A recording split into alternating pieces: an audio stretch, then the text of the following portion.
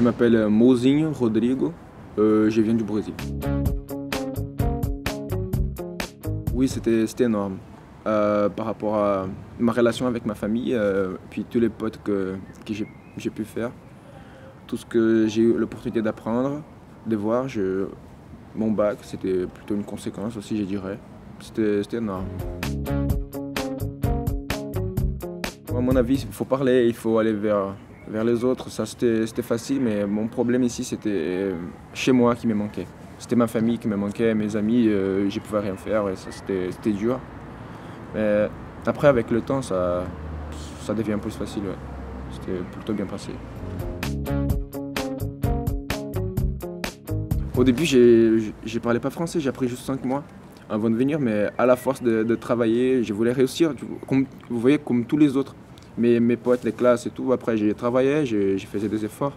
Les profs m'encourageaient, ils disaient tu peux arriver si tu veux. Bon, c'est ça, je suis arrivé et à la force de travailler, les Français, hop, il est venu. Je me suis mis à parler, à travailler, c'était bien fini, ouais. On commence à 7 h et on finit à 1 h. Il n'a pas de trou, il n'a pas d'intervalle. C'est comme ça, on a des heures pour manger et du coup ça finit à 1 h et on va à la maison. On mange à la maison et on passe l'après-midi à la maison.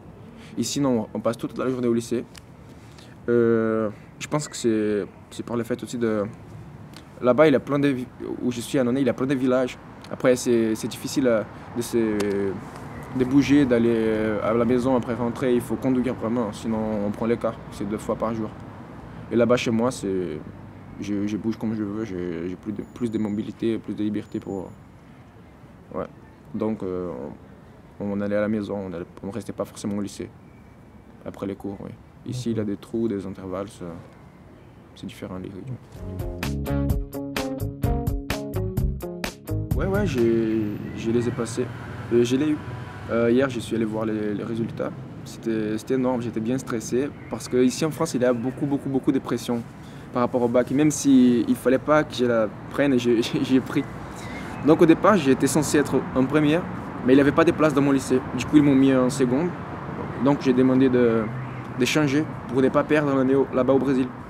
Du coup, j'étais dans la terminale, ils m'ont dit ok, mais t'essayes de passer ton bac. Et moi, ok, j'essaye. Et du coup, j'ai passé. Je me faisais des soucis, j'ai pensé ah mais c'est trop difficile, je peux pas. Peut-être que j'y arriverai pas, mais je pense que j'ai eu une persévérance là-bas, alors c'était bien passé. J'aime toujours parler de ça, j'ai essayé de parler que s'ils peuvent partir, il ne faut pas hésiter, il faut partir parce que parfois on se demande, je sais pas, je vais perdre en année scolaire, mais c'est rien, c'est rien. Moi je suis venu ici, j'ai gagné en année scolaire, c'est plus que ça, l'année scolaire, ok, ça c'est ce qu'il y a devant. Mais là, une voyage avec la FS, ça fait comme ça, c'est pour toute la vie, ouais, c'est énorme. C'est plus qu'une année scolaire, ce sont plusieurs années de notre vie.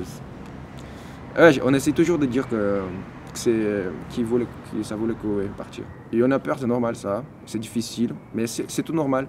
Après, ça fait mal, mais c'est grandir, hein, ça fait mal, mais au bout d'un moment, on sent plus mal, après, ça veut dire qu'on est bon.